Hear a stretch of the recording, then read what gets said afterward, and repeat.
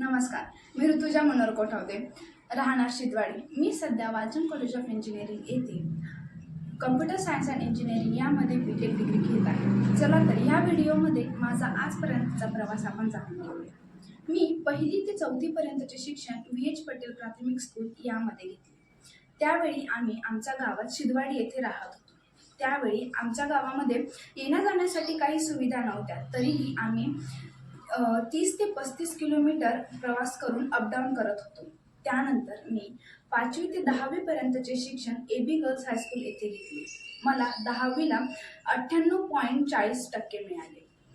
आम्ही 8वीला असताना चाळीसगाव येथे खोली केली व आम्ही तिघं भाऊ-बहिणी रूम करून राहत होतो, कारण आम्हाला गावावरून येण्या जाण्यासाठी त्यावेळी प्रॉब्लेम होत होता।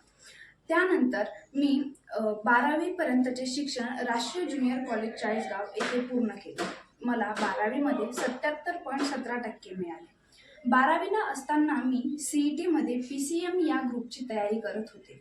मला CET मध्ये 98.85% गुण मिळाले।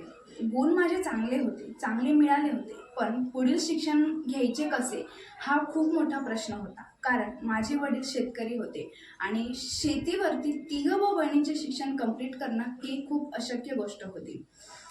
तरी माझ्या वडिलांनी आमच्या गावातील एका दादांना भेट दिली, भाऊसाहेब दादा। त्यांनी आम्हाला गुणवंत सोनवणे सरांबद्दल सुचवले।